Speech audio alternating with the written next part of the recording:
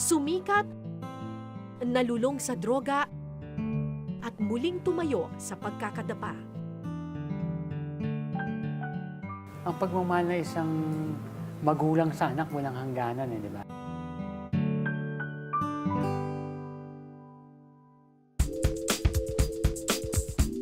La Cumbre o Burol sa salitang Espanyol ang napiling ipangalan ng pamilya ni Juan Mig Bondoc sa bahay nilang ito sa Quezon City.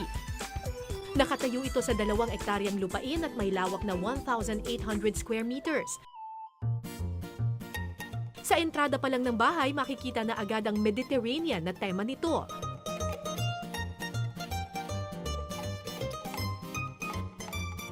Centerpiece ng bahay ang isang Balinese temple door na merong masinsing wood carvings. Gawa raw ito sa teak wood.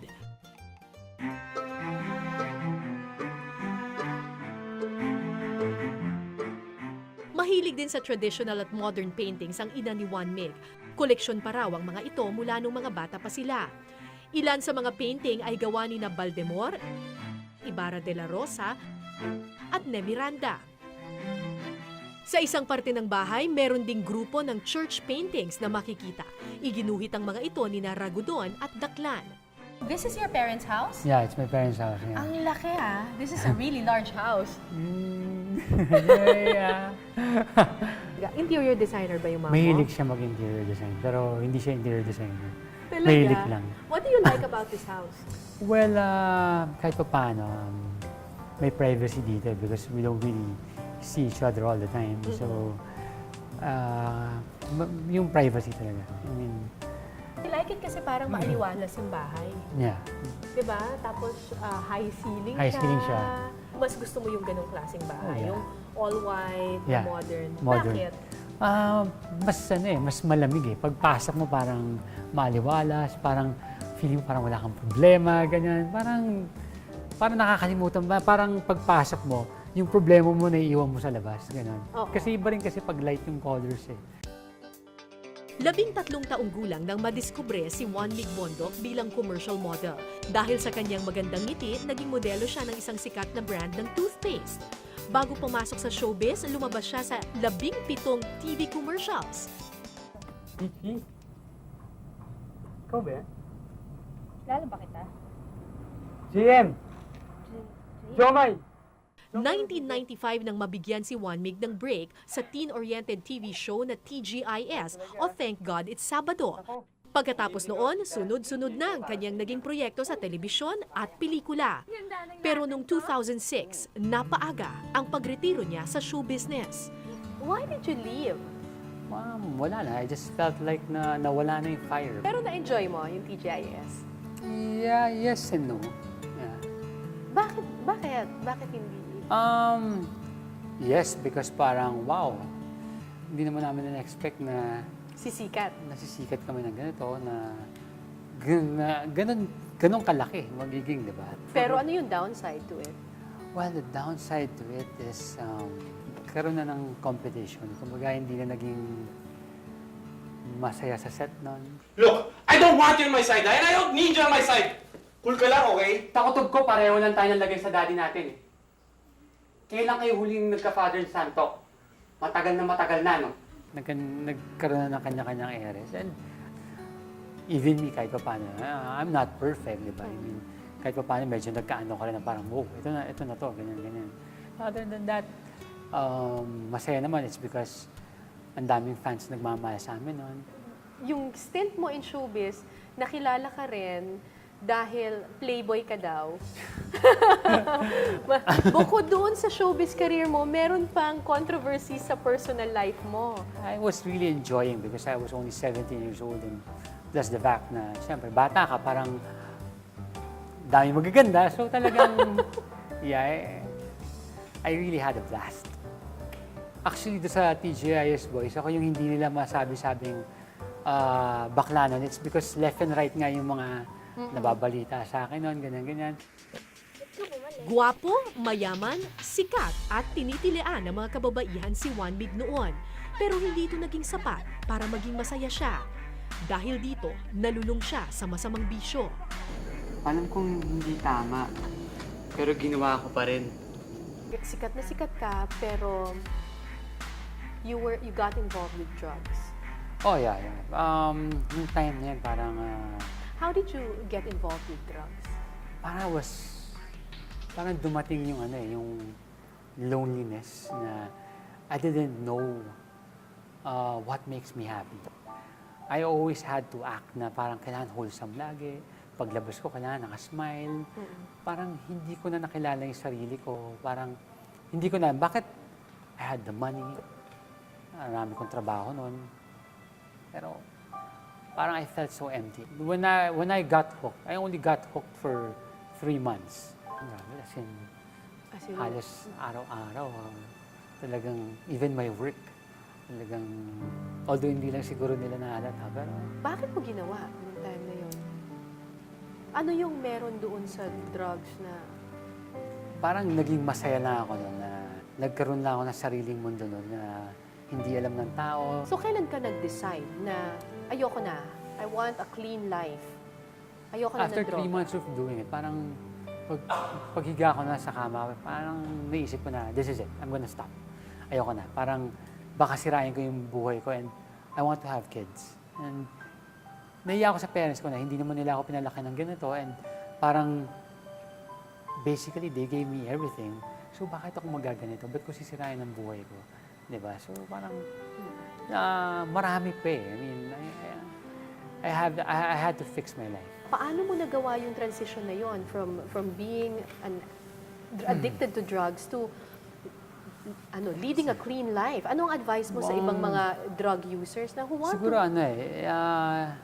I just felt na yung blessings ko sinasayang ko na bakit ko ginagawa to? Basically, bakit ako nagsiself-destruct? Diba? So, parang this is not me. One Mig, hindi ikaw to. Nung nagbagong buhay ka, anong ginawa mo? Nag-aral ka ulit? Yeah, nag-aral. Tapos I started helping out with their family business. Ganun. So, from there on, mas marami akong natutunan ngayon. I'm not saying na wala akong natutunan sa business, sa showbiz. I mean, nag-mature ako at an early age and marami akong natutunan sa showbiz and nadadala ko rin sa business world. Sumikat, nalulong sa droga at muling tumayo sa pagkakadapa. Pamilya ang naging dahilan ni Juan Mig para tuluyan ng iwan ang madilim na bahagi ng kanyang buhay.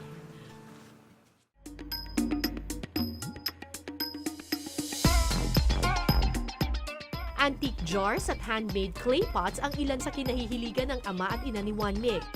Galing pa raw ang mga ito sa panahon ng Ming at Sung dynasties, habang ang iba naman nahukay pa sa Mindoro at 1,000 taon na ang tanda.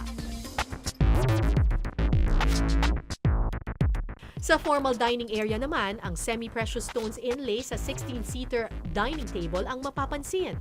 Sa ibabaw naman ito ay mga carving piece na gawa sa ironwood. Meron ding 9-seater home theater si Juan Mig. This style ang disenyo ng pader at merong life-size Mazinger Z toy sa loob. Tapos, itong kwartong to, parang pambata. Yeah, naging playroom ng anak ko. Playroom! Sa loob nito, tila may sariling palasyo raw ang panganay na anak ni Juan Mig Bondoc na si Armel. Pinaghalong asul at berde at Disney princess ang tema ng playroom na ito na pinili raw mismo ni Armel at ng kanyang Lola Milo. Hindi dito kwarto? Hindi siya dito Well, natutulog? minsan dito natutulog, pero mostly mga laruan lang na nandito. Bakit? Saan siya natutulog? Sa tabi ko pa rin. Hanggang ngayon! 7 years old na siya! Yeah. Katabi Sinong ko. may gusto siya ba talaga o ikaw? Siguro. Well, pareho na rin kami. Papa's girl siguro. Papa's Sobrang girl. close sa akin yung anak ko. So ito, talagang, wow, parang kung little girl ka, matutuwa ka dito sa ganitong klaseng kwarto. Ano ikaw, parang spoiler ka ba? You like to shower your kids with...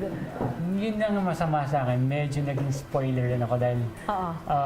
syempre mahal na mahal ko yung anak ko. So pagka may gusto na, kung saan hirap maghindi. Pero now medyo dahil lumalaki na siya, medyo natututo na rin ako maghindi.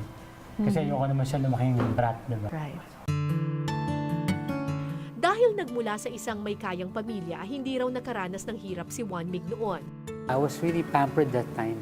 Kaya nga when I first went into showbiz, marami akong hindi alam na-shock ako. Akala ko noon ang mundo ay napakabait. I thought life was perfect. Pero nung umalis ako sa parents ko noon, nakita ko na hindi pala perfect ang buhay, hindi pala perfect ang mundo. I mean, Kasi ano, it can be also dangerous. Buti pumayag yung parents mo na mag-artista ka. Nung una, hindi nila talaga gusto. Because they wanted me to stay in Canada for good. Yung dad ko pa nga nun was really forcing me to stay there. Willing pa nga siyang bilan kami ng sports car para na mag-stay. Pero sabi ko, Dad, sa'yo na yung sports car mo, gusto ko na buhay. Yung parents mo ba strict or they're very lenient? First, they were so strict. But now, lenient na. Nag-adjust na rin sila. But before, super strict. Kasi Cinderella time, 12 o'clock, nasa bahay ka. Kung ganun ang pagpapalaki sa'yo ng parents mo, ikaw naman, paano yung pagpapalaki mo sa mga anak mo? How are you as a father?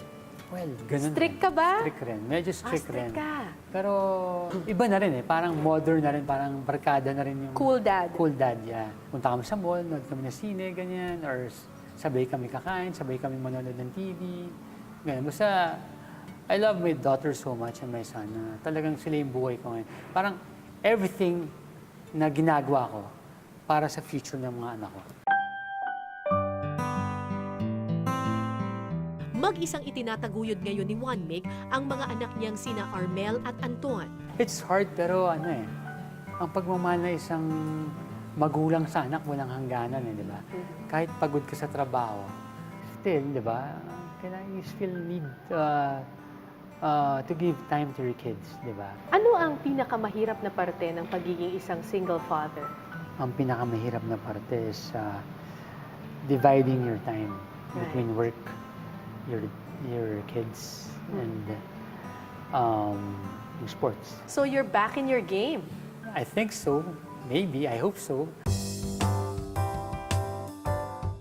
Matapos ang pagganap sa iba't ibang palabas at pelikula, mas masaya ngayon si Juan Mig sa pagpapatakbo ng real estate business ng kanyang pamilya.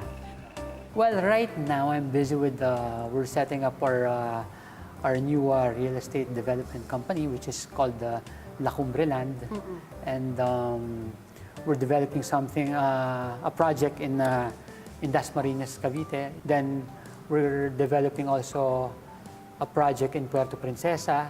Then we're also diversifying into energy. Mas fulfilled ka ba ngayon?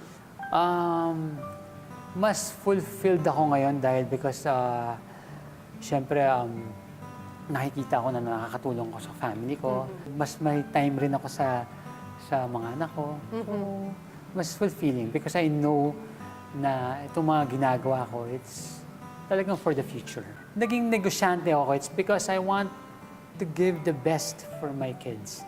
I want them to live a good life. Basta mailagay ko na sila sa magandang school, then komportableng buhay, I'm okay with that. Kung dati, playboy ang imahe ni Juan Mig, pero ngayon, stick to one na raw siya. At ito ay sa sports na kanyang kinahihiligan.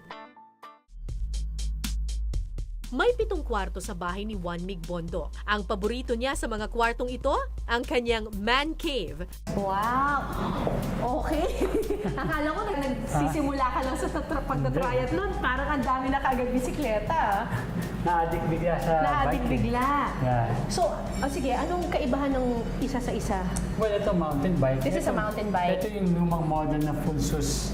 Ito yung very first bike ko. Kasi nung time na yun, parang hindi pa ako ready gumasa sa bike. Dahil parang, pagmahal ng bike lang, ganun presyo. This is your bike na pang triathlon. Yeah, ito yung gagamitin ko. Although road bikes, hindi pa siya tri-bike. Pero kasi since I'm new, baka hindi ko pa kayanin yung tri-bike. Kasi dito nga lang, medyo sumasakit na yung arms ko. Pinaalala ko. Gano'ng katagal yung biking? Ilang Yung oras ginawa na? namin, nagpinata kami mga isang oras sa dalawa. Ganun. Na non-stop? Oo. Oh my God. Kaya ngayon ang ginagawa ko, para masanay ako. Malapit na raw ang duathlon na sasalihan ni Juan Mig, kaya naman puspusan na ang kanyang pag-iensayo para sa kompetisyong ito. So, clean living ka talaga ngayon. Ay, sobra. Before, 175 ako nun, but now I'm down to 145. Wow! Tumaba ako nun, nung time na yun. Tumaba ako dahil mahilig ko kumain. Ganyan. I'm happier now kasi kasama ko yung... Although nakakatawa nga yung team namin dahil usually 5 lang kaming active. So, sabi ko, wow, pag makita mo yung mga ibang team, grabe, ang dami. Kami, 5 lang, pero daming sponsors. So, nakakatuwa rin.